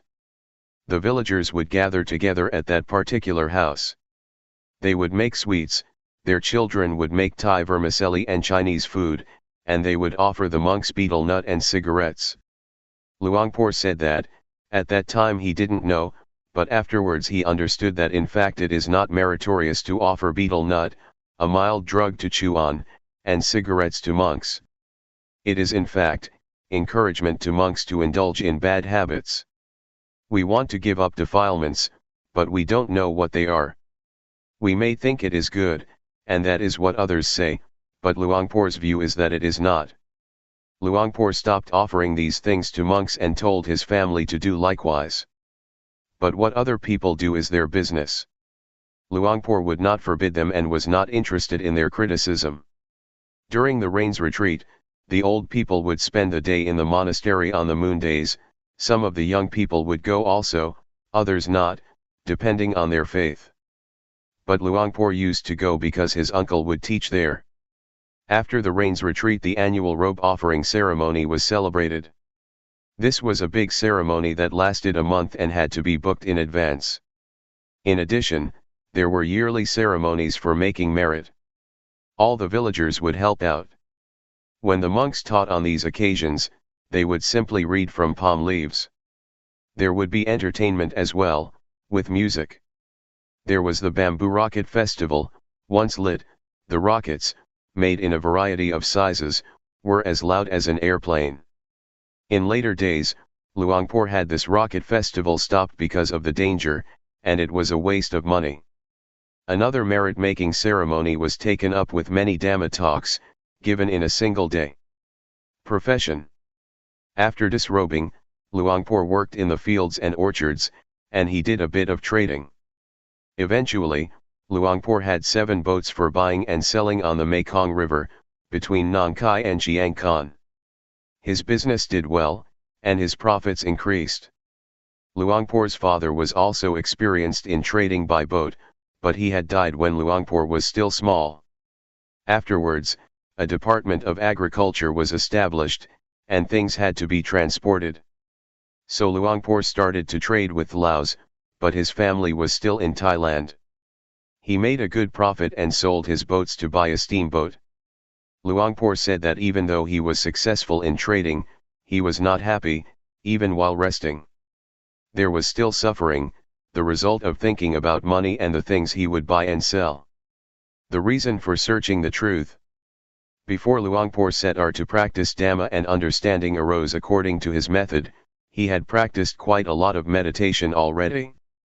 But it was not enough to help him overcome suffering. When asked, "What kind of suffering did you have before practicing?" Luangpor answered that, at one time, someone in Laos had asked him to arrange a robe offering ceremony in Laos. There were as many as 5 bundles of offerings, because many people wanted to participate. With these ceremonies there should be some entertainment, like music and movies. Luangpor arranged with his wife that she would look after the money business and the food. As for Luangpor himself, he would observe the precepts and receive visitors. In the morning, his wife asked, "How much money should I give to the entertainers?" This question triggered great anger in Luangpor. He later said that he could hardly move. But he managed to repress the mood and not show it to his wife, and just said with a forced smile, "That's your business." But the anger remained there in his mind. After the ceremony was finished and the family were having dinner, he started to think aloud about what had happened that morning. People who don't have respect are like this. He repeated it a few times so that it struck his wife's mind. His wife, having taken the children to bed, asked, "You're angry about my asking you about the money for the entertainers, aren't you?" "That's right," Luangpor said. His wife said, "What is wrong about husband and wife consulting each other about spending money?" Luangpor agreed with the words of his wife and realized that he was wrong, that he was unyielding and just tried to beat her in argument. His wife said, "You're dissatisfied, and you have fallen into hell." Luangpor saw that what his wife said was true. These simple words of his wife affected him so much that he took his wife to be his teacher. His wife had made things clear to him. Before, Luangpor didn't know that anger is heavy suffering, that it is like falling into hell. Even when making so much merit with the ceremony, he still felt as though he were in hell. It seemed as if he had not gained any merit, because he felt heavy-hearted all day. But on hearing his wife's words, he felt better and could abandon the mood to some extent. But how to really deal with his thoughts, he didn't know. He resolved in his mind, "If I cannot conquer this kind of suffering, I won't give up practicing the Dhamma." Luangpor thought about this matter for years. He tried to buy and sell less, and in the end he decided to stop working altogether. And so he cleared up all his accounts and money matters with his colleagues. Luangpor was the kind of person who had to prepare things a long time in advance. It took him almost 3 years to arrange everything the way he wanted. Luangpor met with a monk who had studied all the scriptures. He was a few years younger than Luangpor, and his name was Mahasi Jun. He had traveled down the Mekong on Luangpor's steamboat and had stayed in caves and charnel grounds. Luangpor had offered him a meal and looked after him at that time. When they met again, they talked together about meditation from 6 in the evening until 6 in the morning. Luangpor asked many questions. In the end, the monk told him that insight meditation can only be known through practice, there is no end to asking questions. Luangpor thought about this conversation and about practice for 3 years without actually practicing, just searching for a good teacher. The decision to practice Dhamma. When Luangpor was over 40 years of age, he completely stopped trading. He no longer had work to do, and kept reflecting that people are born and have to die, not being able to take anything along with them. Rich people have to die, poor people have to die, what is there, then, that is of value? There is just evil and merit. In the end, he decided to go forth and practice Dhamma, the way to go beyond suffering. He told his wife of his intentions, and she prepared things for him. But he did not tell her where he was going, nor for how long, simply saying that if he did not die, he would come back again.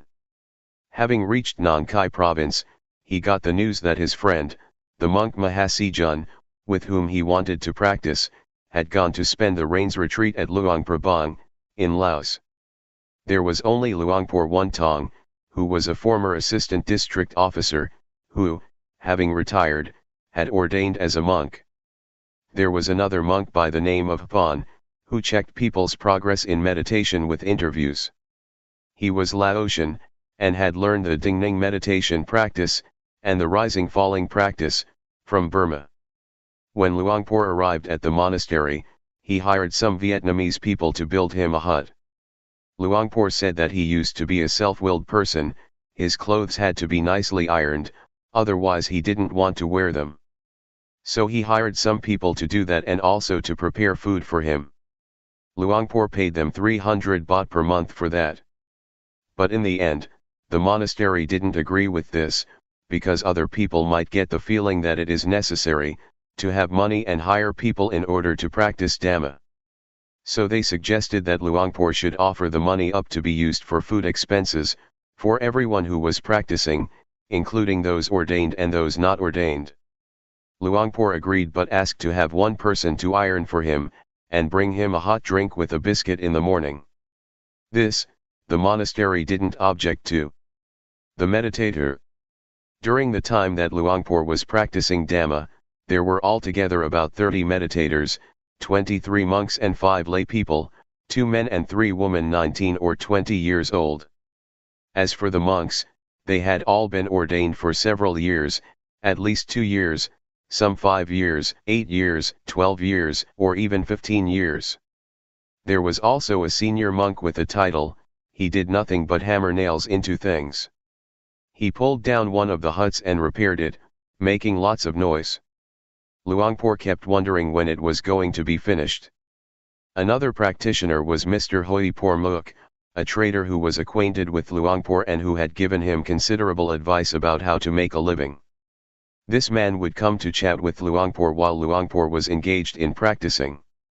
Later on, whenever Luangpor saw him coming, he would wrap his head in a cloth and do walking meditation out in the sun. Luangpor hired some Vietnamese people to make a lot of noise or to start building a road in the middle of the field, in order to discourage him. Hoi Por Mook caught on, but he presumed that Luangpor hated him. That was not the case, it was simply that Luangpor felt one should practice seriously, not waste time talking or doing other useless things. Practicing and knowing Dhamma. Luangpor Teean instructed the attendees to ask for a meditation object and to determine their time to begin and stop practicing. Everyone was enjoined to keep the 8 precepts. Luangpor had kept them since he was a novice. He was told to recite the word death with every in and out breath. Luangpor tried out this method, death, death, death. He started to experience doubts. It was as if there were 2 people in his head. One would say, "What's the point of this? Let's go to sleep." Another voice said, "I came here to practice, didn't I?" It was madness. One moment he was diligent, and the next, he was lazy again. This practice was very similar to practicing Budo that he had done before. So, in the end, he decided to take a rest. In the morning, he got up, washed his face, brushed his teeth and started anew. Then, Luangpor really practiced. He didn't practice like the others, he was really serious and really determined. This time he practiced the Dingning method, using bodily movements, but without reciting the 2 words to label the movements. He was sitting when a scorpion fell on his leg, a mother with babies, they all ran about over his leg. Luangpor just watched. When the baby scorpions had all returned to their mother, Luangpor got a stick and let them climb onto one end. Taking hold of the other end, he laid down the stick outside. In the blink of an eye, Luangpor had insight. He understood materiality mentality, rupa dhamma, nama dhamma, rupa disease, nama disease. On knowing the latter, spiritual disease, he knew instability, impermanence and non-selfhood, not just knowing from the scriptures, but really knowing. Then, he understood convention. He realized how deluded he had been believing in all those silly verses and incantations to protect him, and make him invulnerable. So much so that tears rolled down his face. Next, he understood religion and Buddhism. Then evil and merit, i.e., he knew now that evil means stupidity, and darkness in the mind, and he knew that merit is to be clever, to know, to hold brightness in the mind that is clean, bright, peaceful, pure, and serene, the mind of the Buddha. This is what Luangpor knew in the morning. Actually, the knowledge he gained was even greater than this, but he only summarized it as topics. There was so much knowledge that he wanted to tell someone, give a Dhamma talk, even to the cows, the buffaloes, or a dog strutting past. He was obviously caught up in defilements due to insight. At that time he didn't know what that was. Everyone has perception, and everyone thus has the ability to know, without exception. This is what he thought, and he felt like teaching people. He thought about his parents, why did they have to die without knowing? What a pity. At about 5 in the afternoon, he took a bath and started doing walking meditation back and forth between 2 trees. Close to 7 o'clock, he felt a jolt, as if someone had shoved him hard in the ribs. Hey, who did that? He was alone, no one was there. Luangpor didn't see thought yet, instead he was looking for the person who had pushed him. Then a thought arose. Oh, the mind thinks. And a third time. Luangpor knew thought. It is similar to a cat and a rat. If there are rats at home, one should get a cat. At first the cat is small and the rat is big. When the rat appears the cat will grab it, but the cat is not strong enough and the rat drags the kitten along. At first, thought will drag awareness along. Don't blame the cat. Don't blame the rat. Rather, give the cat plenty to eat, it will become fat and strong. Now, when a rat shows itself, the big cat pounces on it. That's the end of the rat. The rat dies of shock, and the cat eats the rat without any blood flowing. They say cats are more skillful than tigers. Luangpor watched his mind, and when thought arose, he saw it. When thought is seen, it stops. It's like a boxer entering the ring. There is no time to lose. Go for it. Don't rely on scriptures, the scriptures are within oneself. Luangpor knew the sensations of the various movements, moving the arms, the legs, the hands, the feet, the blinking of the eyes, looking to the right and to the left, raising and lowering the head, leaning to the right and to the left. He was aware he felt the movements, the swallowing of saliva, breathing in and out. Because knowing is very fast, one knows a lot. Suppose 10 people would touch Luangpor at the same time. He would know, really know, at the same time. It is knowledge all around. Luangpor knew, saw, and understood objective matter. It refers to literally everything. And he knew ultimate meaning. It is not knowing, it is seeing, understanding in a profound way, it means reality. And he saw changing conditions, the changing of states of people and animals, they alter. This is what he understood at that time. It all happened very quickly. Then, Luangpor saw greed, hatred, and delusion, not with his eyes but with his mind. A secret scar that others can't see but one does oneself. The scars of greed, hatred, and delusion in their mind that people don't know about. At the time that Luangpor was not at ease and had suffering when he was asked something by his wife, he didn't see it. He didn't see greed, hatred, and delusion. He felt heavy, even though he had practiced a great deal of meditation. So his meditation didn't give him knowledge. But maybe other people would. But practicing this way, there was understanding. There were still feelings, perception, volition, and consciousness, but no suffering because greed, hatred, and delusion couldn't concoct anymore. In the time span it takes to snap one's fingers, Luangpor saw defilements, craving, clinging and kama. These four things faded. Suppose his weight was 100 kilos, it was as if 60 kilos had just dropped off him. Actually, it felt more like 80 kilos, leaving only 20. Becoming a noble one occurred at this point. Previously, Luangpor thought that being a noble one meant to shave the head and wear a brown robe, but now he realized that, even though he was wearing trousers, he had become a noble one already. This was about 7 o'clock at night. Luangpor was doing walking meditation, and rapture arose in him. He felt proud that he was now a noble one, or, one could say, an angel with heavenly sight. He saw, knew, and understood, he contacted it intimately, he could respect himself. When he knew Rupanama, he didn't feel like that yet. But now, he thought to himself, this exists in oneself. Why didn't I search for it before, why didn't I make use of it before? He walked for a long time, lay down for a rest, and got up around 2 or 3 a.m. He lit some candles and put them on the side of his path for walking meditation. Just then, a big red centipede, as long as 25 centimeters, crossed his path. It didn't notice Luangpor and went about its business. Luangpor was afraid it might bite him, so he got a candle to see where it had gone. When he didn't see it, he put the candle back in its place and continued walking back and forth very mindfully.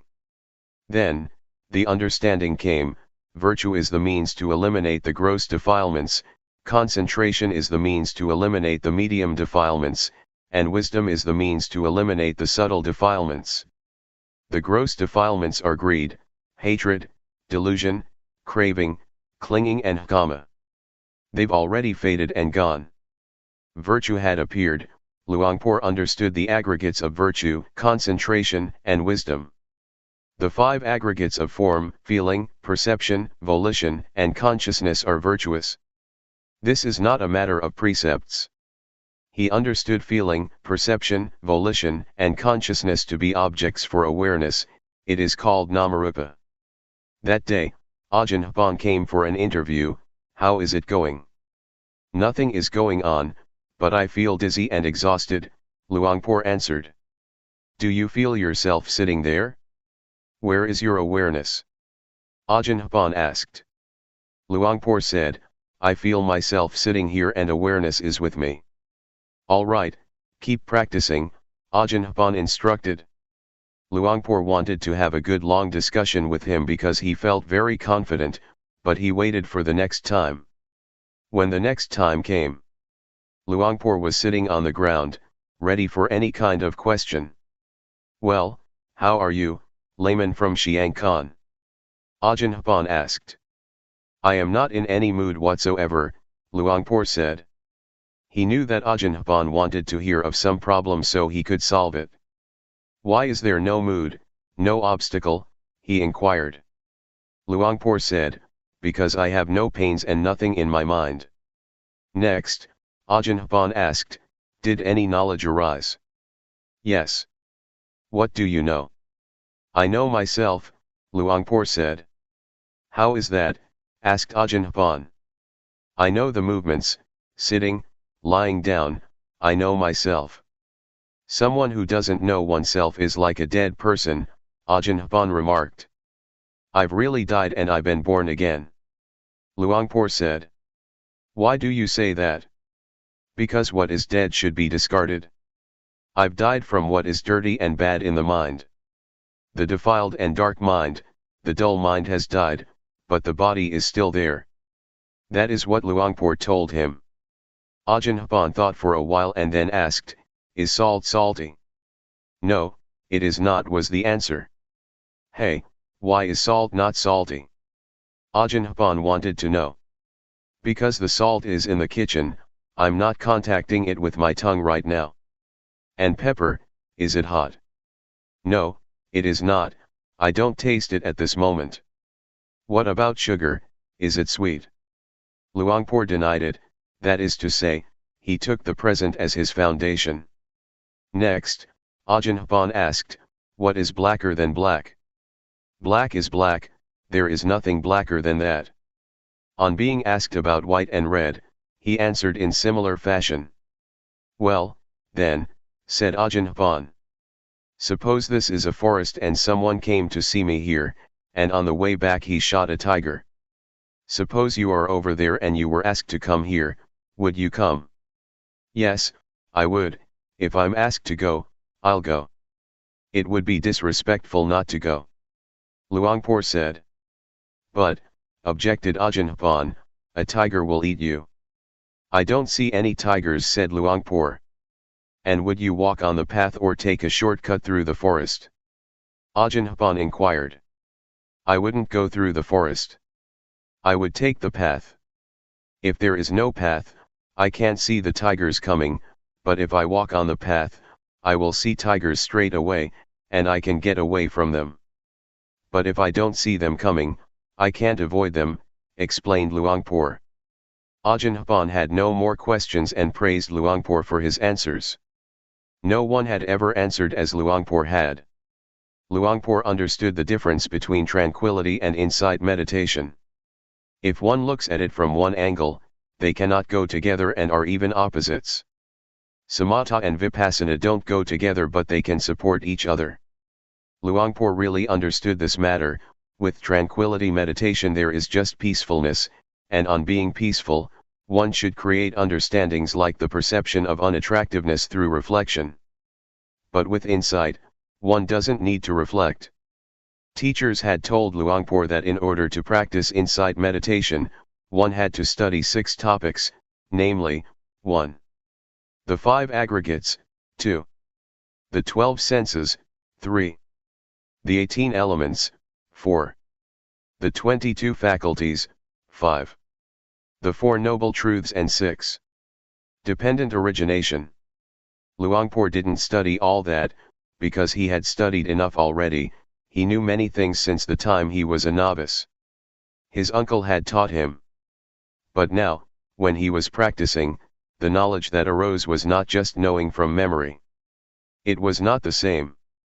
Insight meditation destroys defilements on all levels, like a tractor. Wherever it goes, plants and trees, no matter how big, are all uprooted. Greed, hatred, and delusion are pulled out by the roots. Defilement, craving and clinging are pulled out by the roots. Luangpor saw the cankers of sensuality, being, and ignorance. He saw that to be attached to peacefulness is what the canker of sensuality is about. As soon as he had seen them, it was as if a tractor pulled them out by the roots. The canker of being refers to being caught up in something. The words being and birth have deep meanings. They can mean the being and birth of the body, or they can mean spiritual being and birth.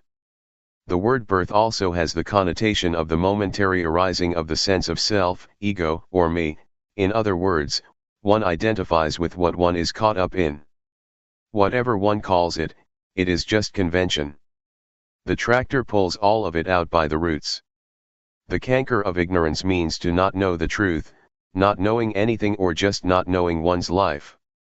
The tractor pulls it all out. Luangpor understood about evil and merit, where and how long one would be reborn, if one performed evil or meritorious actions by body, speech, or mind, or together. Luangpor was walking up and down at 5 a.m., and it was just as if he took his clothes off. He didn't really do that, of course, but he felt so light, as though he was walking about a meter above the ground. He saw his condition being broken. The state of arising passing was right there. Both the body and the mind returned to their original state. There was a break off. This state of arising passing is the most valuable thing. The essence of Buddhism exists in everybody. What happened to Luangpor, everyone must experience. Whether one realizes it or not, one has to come to this point. Everyone is going to die for sure. This is real, this is a truth. It cannot be otherwise, it doesn't alter. Whether one studies or not, whether one is rich or poor, we all have to die. Death is a sure thing, it is directly ahead of us. Everyone should study and practice in order to understand it. When one understands, one is truly at ease, and one will be ready to die at any time. One no longer has to plead with death, because it is fun, one is delighted to die in whatever way. One is not afraid of anything whatsoever. This is called seeing, knowing, and understanding the words of the teachers. Teachers used to say that the Buddha only cut his hair once, and it didn't grow after that. This doesn't refer to hair on the head, rather the mind returns to its original state, and the body returns to its original state. That is why it is not necessary to study about the 12 senses, the 18 elements, etc., etc. One can describe it in terms of the first, second, third jhana and so on, or not, because one knows by oneself. Sontit Tako, to be seen for oneself, Agaliko, not bound by time. Luangpor knew the natural state. In this state, one doesn't have to do anything.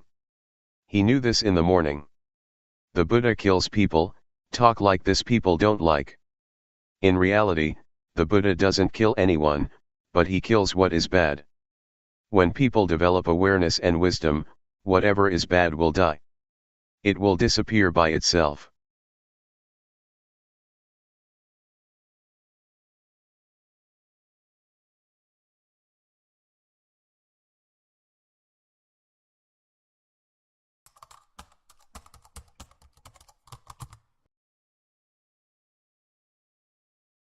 May all beings be at ease. Whatever living beings there may be, whether they are weak or strong, omitting none, the great or the mighty, medium, short or small, the seen and the unseen, those living near and far away, those born and to be born. May all beings be at ease.